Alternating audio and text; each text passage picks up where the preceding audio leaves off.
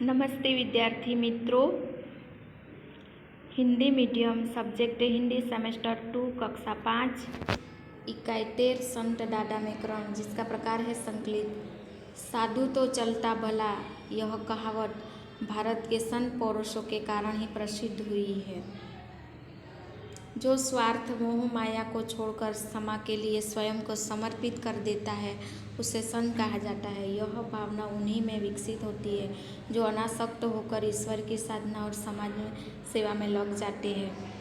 भारत में साधु संतों की लंबी परंपरा है। ये संत रूढ़ियों को तोड़कर आत्मविश्वास के साथ व्यापक समाज के उत्थान के लिए घर परिवार का भी त्याग कर देते हैं। कच्छ सौराष्ट्र में एक ऐसे ही संत है दादा व्याकरण। दादा व्याकरण ने अन्य साधु संतों की तरह आध्यात्मिक विकास तो किया ही, समाज सेवा का उत्तम उदाहरण प्रस्तुत किया। उन्होंने कच्छ रेगिस्तान की कठिन यात्रा करने वाले भूखे प्यासे मुसाफिरों की सेवा की। अपनी इस भावना को उन्होंने इस प्रकार व्यक्त किया है। सुरवीर अरु संत को वन में नहीं रहना, जन सेवा के साथ राम में भजन करना। दादा व्याकरण का जन्म कच्छ के एक गांव खोमड़ी में क्षत्रिय राजपूत भट्टी परिवार में सन 1664 संवत 1723 को हुआ था। उनको पिता हरगोलजी काफ़ी सुखी संपन्न थे। उनके पास अच्छी खेतीबाड़ी और पशुधन था। माता पट्टाबा परोपकारी स्वभाव की गृहिणी थी। उनके यहाँ आने वाले अतिथियों और मुसाफिरों का अच्छा सत्कार होता था। इस परोपकारी दंपति की परवरिश और परिवार के भक्तिमय वातावरण में व्याकरण का जन्म हुआ था। दादा व्याकरण का जन्म कहाँ हुआ था? कच्छ के एक गांव खोमड़ी में, जहां क्षत्रिय परिवार भट्टी परिवार में सन 1664 में हुआ था। उनके पिता हरदौल जी काफ़ी सुखी संपन्न थे। उनके पास अच्छी खेतीबाड़ी और पशुधन था। माता पट्टाबा परोपकारी स्वभाव की गृहिणी थी। उनके यहाँ आने वाले अतिथियों और मुसाफिरों का अच्छा सत्कार होता था। परोपकार दंपति की परवरिश और परिवार के भक्तिमय वातावरण में व्याकरण का जन्म हुआ। इनका मूल नाम मेकाजी था। उनके छोटे भाई पटोजी थे, बचपन में ही जिनका झुकाव इस्लाम की ओर था। बाल्यकाल में ही पटोजी ने घर छोड़ दिया था और सिद्ध प्रदेश हाल में पाकिस्तान का क्षेत्र की यात्रा की। सूफी संतों के प्रभाव के कारण वे इस पंथ में जुड़ गए थे और पीर पतंग शाह के नाम से प्रसिद्ध हुई। कौन? दादा व्याकरण पीर पतंग शाह के नाम से प्रसिद्ध हुए। सॉरी, यहाँ पर पटोजी है वो पतंग शाह के नाम से प्रसिद्ध हुए। मेकाजी का बचपन साधारण बालक की तरह, उनका किसी विशेष धर्म संप्रदाय की ओर झुकाव नहीं था, लेकिन वे अपनी प्रवृत्तियों और कार्यों को एकाग्र चित्त से और उत्साह से करते थे। युवावस्था में एक घटना ने उनके जीवन की दिशा और निश्चित कर दी। पिता ने घर के कुछ हिस्से का निर्माण आरंभ करवाया था।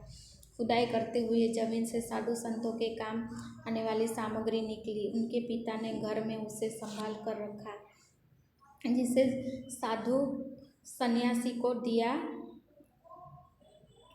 जा सके। घर में सब रखी सामग्री को मेकाजी ध्यान से देखते थे। धीरे धीरे उनके मन में दबती हुई वैराग्य भावना उठ खड़ी हुई और एक रात परिवार के किसी भी सदस्य कहे बिना आशापुरा माता के मठ पहुंच गए।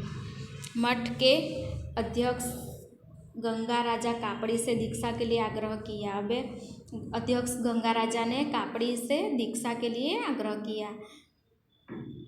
किशोर अवस्था को देखकर अध्यक्ष ने इसके लिए मना किया।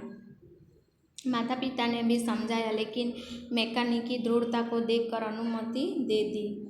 मन गंगा राजा ने उन्हें दीक्षा दी और नाम दिया व्याकरण। व्याकरण ने तपस्या के लिए गिरनार जाने का संकल्प किया। 4-6 महीने कई साधना के बाद उन्होंने मानव सेवा का संकल्प लिया और कावड़ लेकर भूखे दीन दुखियों का भोजन करवाने का सेवा व्रत लिया। कहा जाता है कि गुरु ने ही उन्हें कावड़ देकर समाज सेवा का निर्देश दिया। व्याकरण दादा ने लिखा है, गुरु अपनी कावड़ लई मेकाजी को दीन, खावो खिलाओ खलक को लोटे मागी लव लीन। दादा मेकरन ने एक संकल्प यह लिया कि समाज सेवा के लिए जिस आश्रम की स्थापना करेंगे उसमें 12 वर्ष की अधिक नहीं रहेंगे। उसका कार्य अपने अनुयायियों को सौंपकर अन्य स्थान पर जन सेवा को कार्यों को आगे बढ़ाना था। इसी संकल्पना के कारण उन्होंने बिलखा, जंगी और लोडाई आश्रमों की स्थापना की।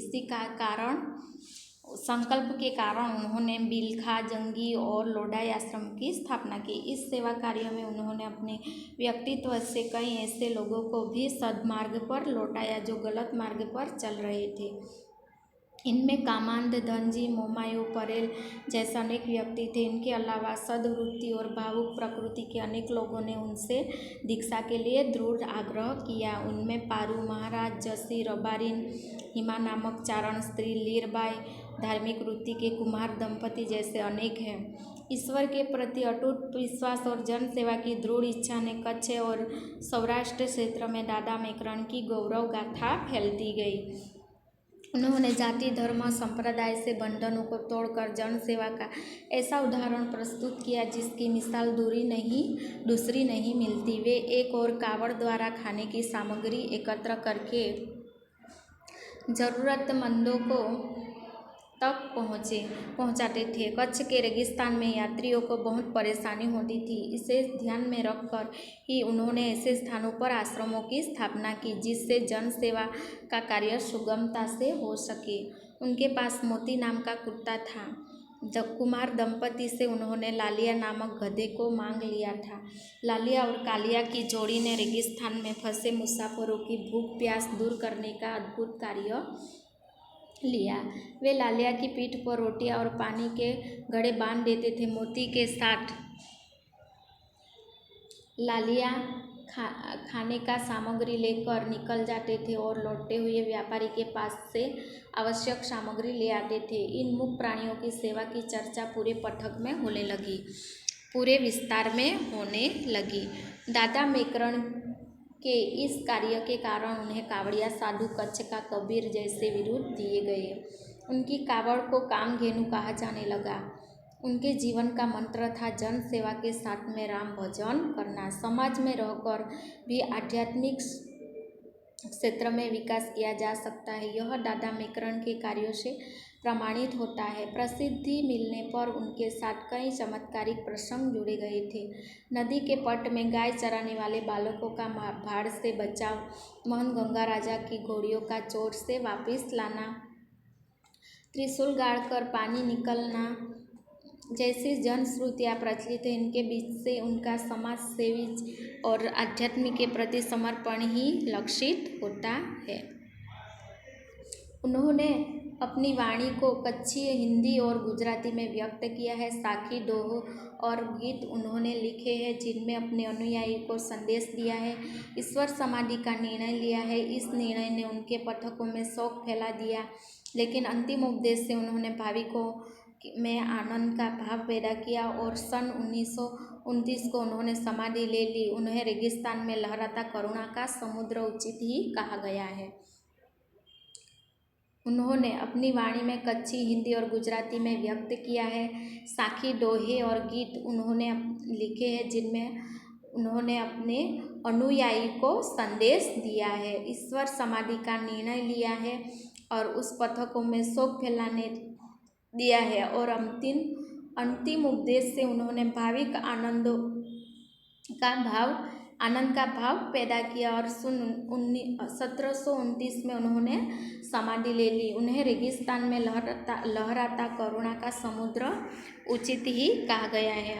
अब विद्यार्थी मित्रों, यह टिप्पणी है, इसको आपको सबको समझना है, पढ़ना है और समझना है। स्वाध्याय के प्रश्न है 1 से 6 प्रश्न है, नहीं 1 से 7 प्रश्न है। प्रश्न 2 में प्रश्नों के उत्तर 1 से 5 है। प्रश्न 3 में पर्यायवाची शब्द है। प्रश्न 4 में शब्दों के विलोम शब्द है। प्रश्न 5 में वाक्य प्रयोग और प्रश्न 6 में नए शब्द बनाना है। प्रश्न पाठ के आधार पर संत दादा मेकरन ने जो उपदेश दिए हैं वो आपको हिंदी की कॉपी में लिखना है।